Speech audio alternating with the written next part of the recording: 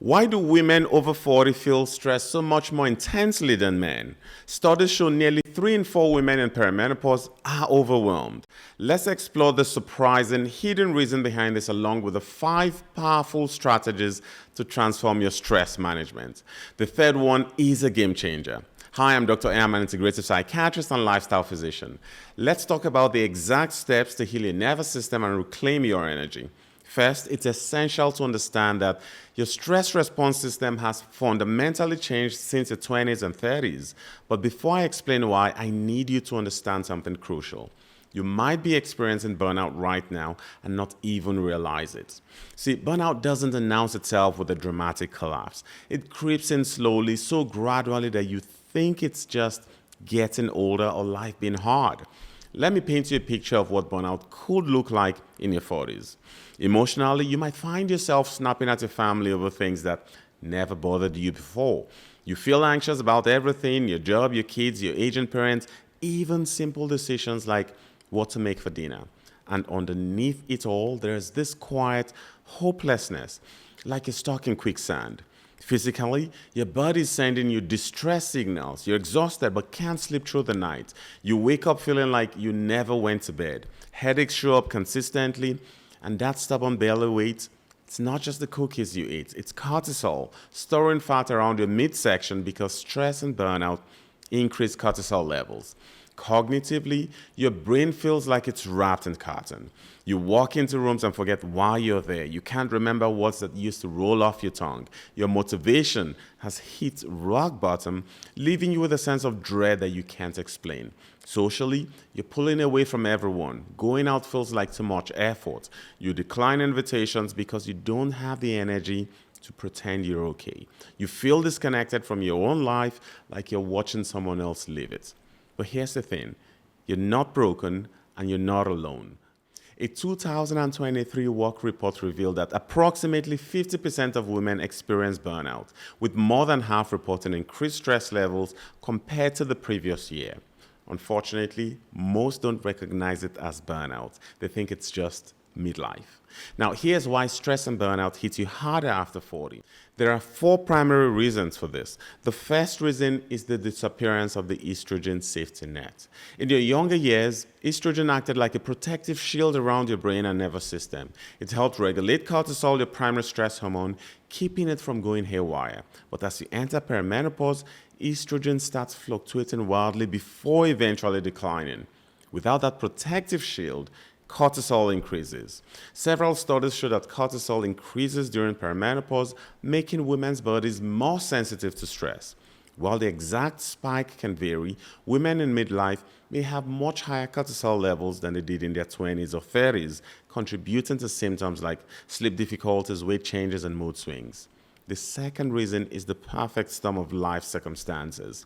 Think about it. You're likely dealing with teenagers who think you're the enemy, aging parents who need more care, a career that demands everything from you, and a body that's changing in ways no one prepared you for.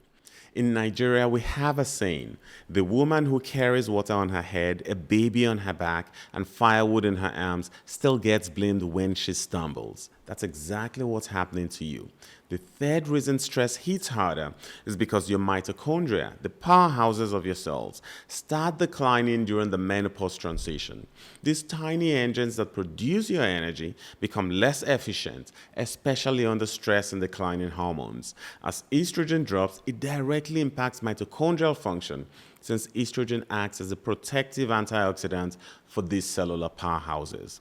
When your mitochondria can't produce energy efficiently, everything feels harder.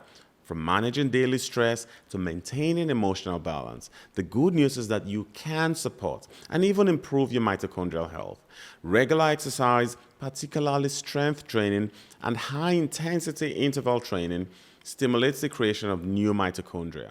Quality sleep is crucial as mitochondria repair themselves during deep sleep phases. Specific nutrients like CoQ10, magnesium, B vitamins, and alpha-lipoic acid directly fuel mitochondrial function. Managing stress through meditation or breath work reduces oxidative damage to these cellular engines. Even intermittent fasting can trigger mitochondrial renewal.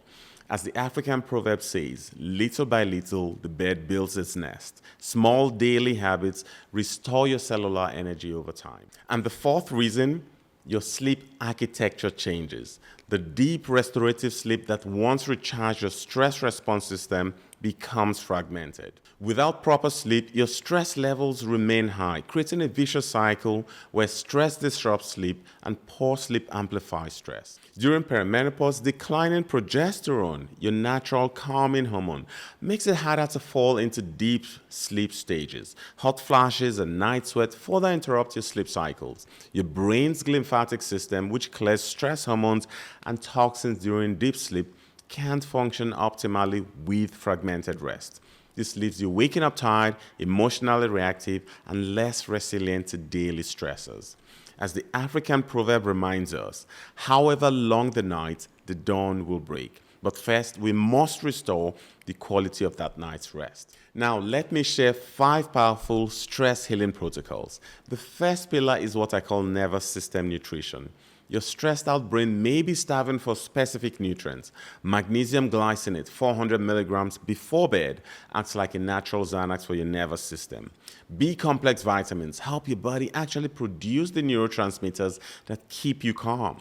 And omega-3 fatty acids reduce brain inflammation that makes stress feel more intense. The second pillar is movement that heals, not stresses. I'm not talking about punishing yourself with intense workouts that spike cortisol even higher. I'm talking about movement like yoga, walking in nature, or even dancing to your favorite music for 20 minutes. The third pillar might surprise you. It's what I call strategic selfishness. You cannot pour from an empty cup. You have to fill your cup first. This means saying no to commitments that drain you and actually scheduling time for activities that bring you joy. The fourth pillar is sleep hygiene.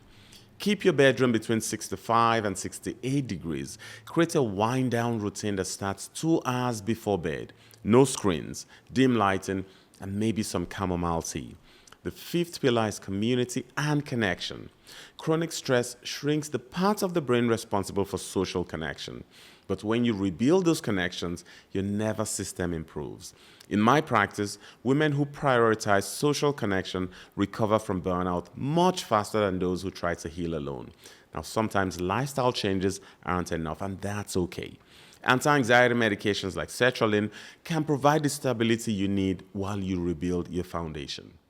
I also use targeted supplements like ashwagandha, which can lower cortisol and stress. For more tips on managing stress, anxiety, and insomnia, download my free guide. The link is in the description below. Now, there are a few botanicals that help with stress and anxiety. Watch this video to find out how ashwagandha and rhodiola can help you.